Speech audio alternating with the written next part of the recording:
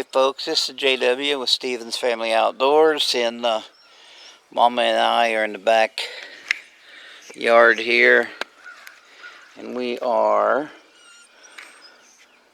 going to take a walk down here to the garden, where if you look,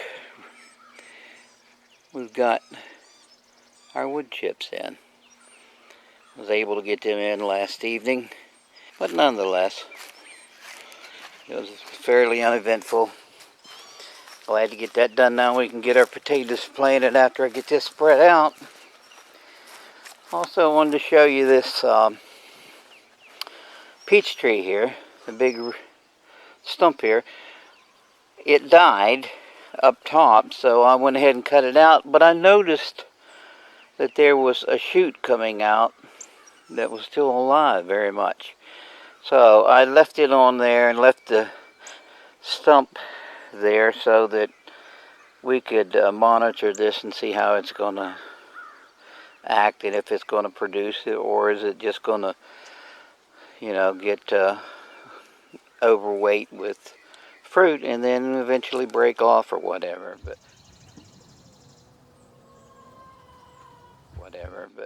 whatever. So I went ahead and I put the some wood chips around the base of it to feed it with moisture and nutrients. Likewise, the Rose of Sharon there. Now, none of this is raked out yet, and I need to rake this all out.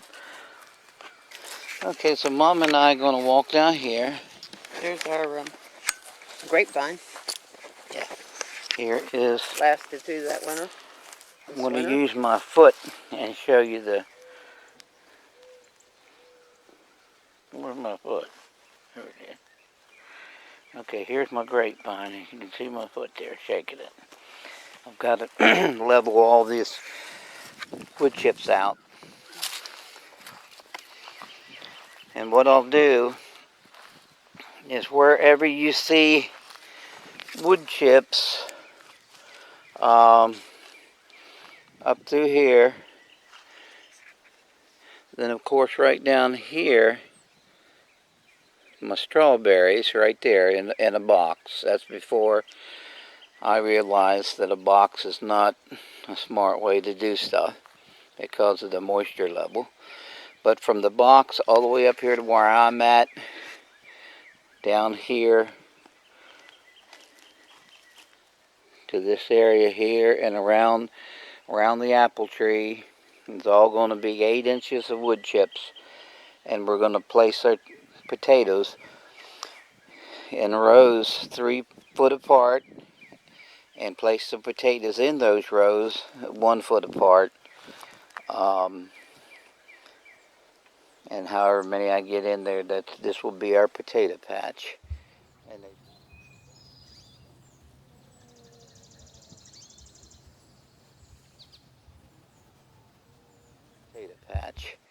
And it should supply Mama and I with taters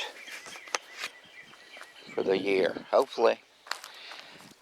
And what we'll do is this September, when we harvest these potatoes here, each potato plant that we pull up, we'll harvest all the potatoes, and then the biggest one in each hill, we will put it back in the ground and cover it up so that next year's crop is started, and then we don't have to do anything next spring. And we should be able to continue that for the rest of our lives, Lord willing. Okay, so that's the way we do potatoes. One time plant, and then after you harvest them that year, the biggest potato that is left in that hill, we put it back in the ground, because for 2 reasons. Number one, we want to give back to the Lord the first fruit, the best, and then also, the bigger the potato, the bigger the eyes, the more shoots, the more potato yield we will have. So we're going to walk on down through here, and we may not talk a whole lot, but we'll go ahead and give you a visual.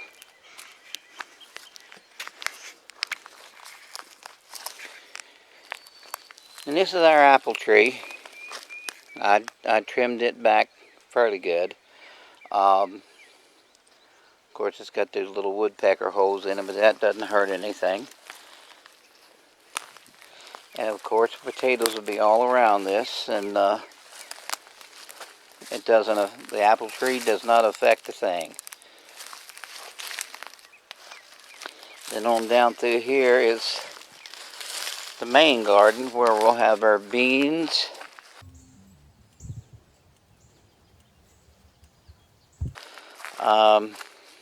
tomatoes, Brussels sprouts, cabbage,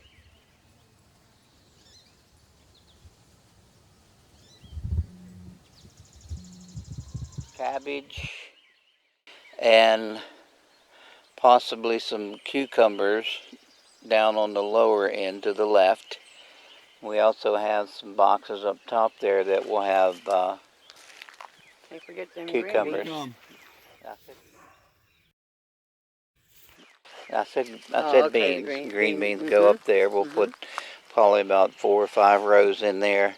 We had 7 rows last year, but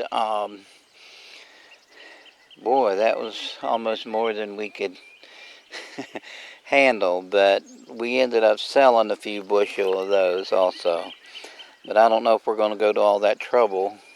I think what we'll do is just put back what we going to need for the year, and then our children, you know, they like them also.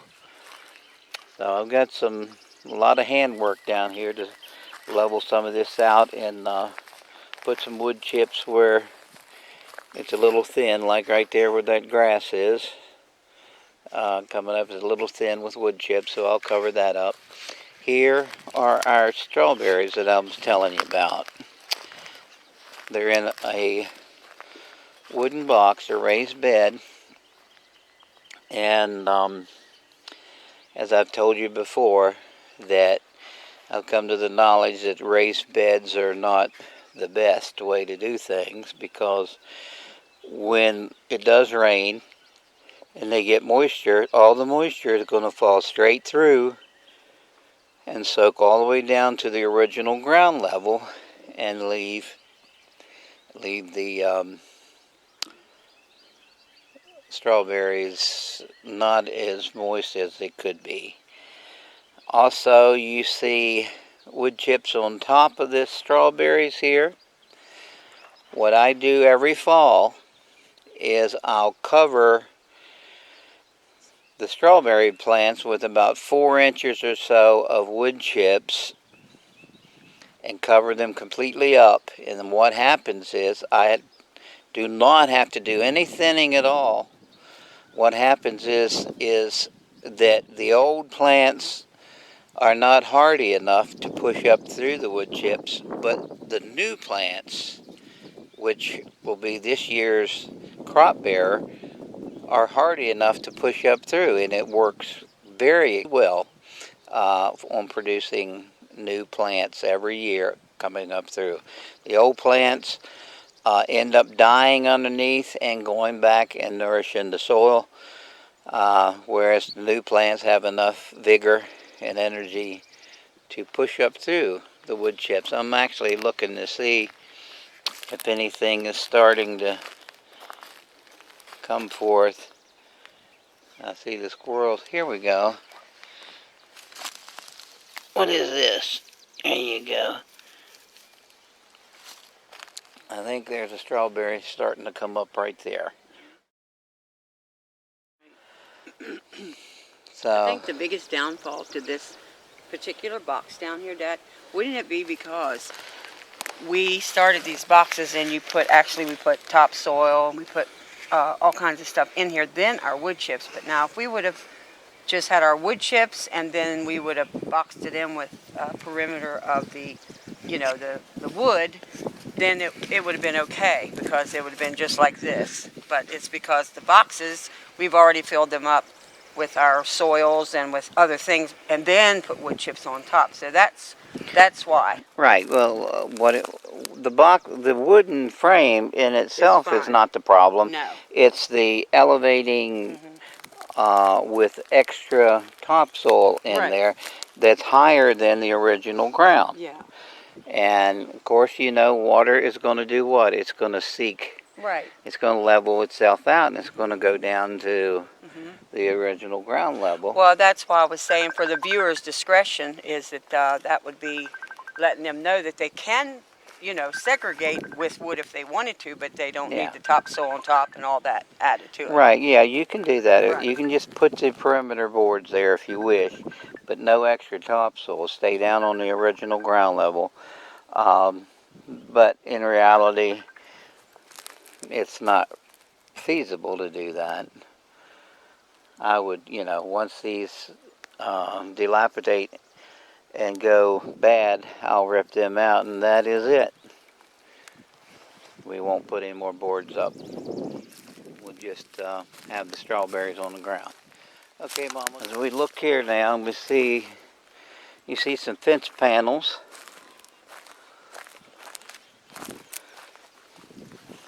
Three rows of them. These are 16 feet long, and I plant about 8 tomato plants at each one. Big beasts, and there are 24 plants of those, and I just love a mater sandwich, so that's why we have those.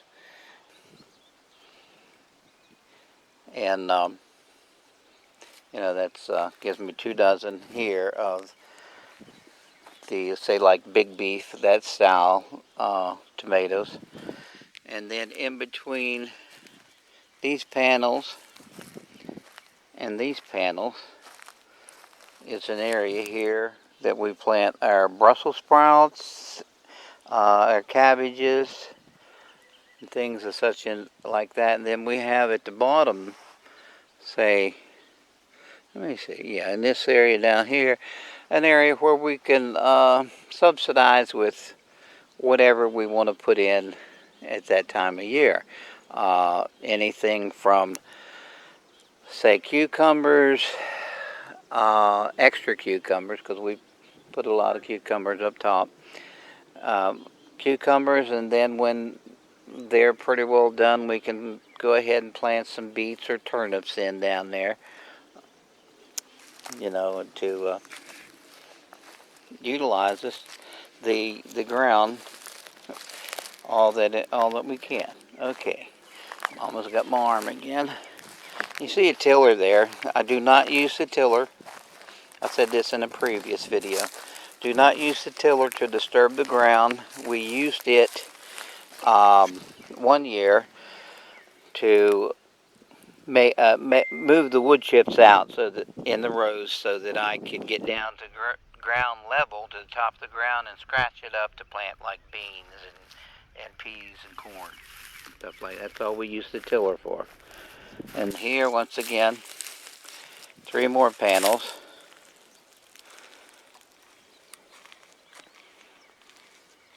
And these are for my Roma tomatoes, the paste tomatoes.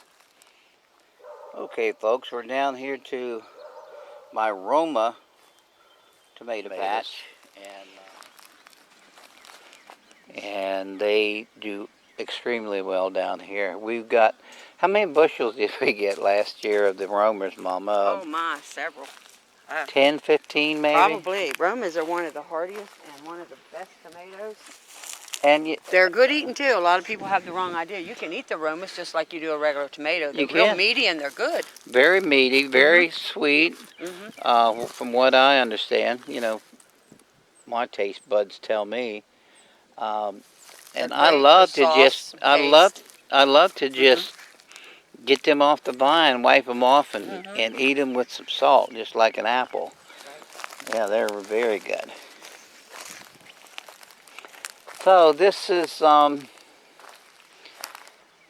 little tour of our garden, and what we're going to do with that building over there is it goes inside, and we're going to bring some of our chickens. We have Plymouth Rocks, we have Rhode Island Reds, and we have Australorps. So what we're going to do, we're going to bring down here, say, we have 20 Plymouth rocks. Probably bring them down here and let them roam on the outside around back there where you see the green grass, and then they can go inside there and lay their eggs. That way we have some chickens down here at the bottom and some chickens up top, and we don't have our quote eggs in one basket, no pun intended. So we'll get back with you as the garden progresses here, and as we get going. We're getting ready, as I told you, to plant our potatoes up there, and then I'm going to go ahead and plant. This is April 10th. I'm going to probably buy today. We're going to go get some non-GMO style Brussels sprouts and possibly cabbage plants, and go ahead.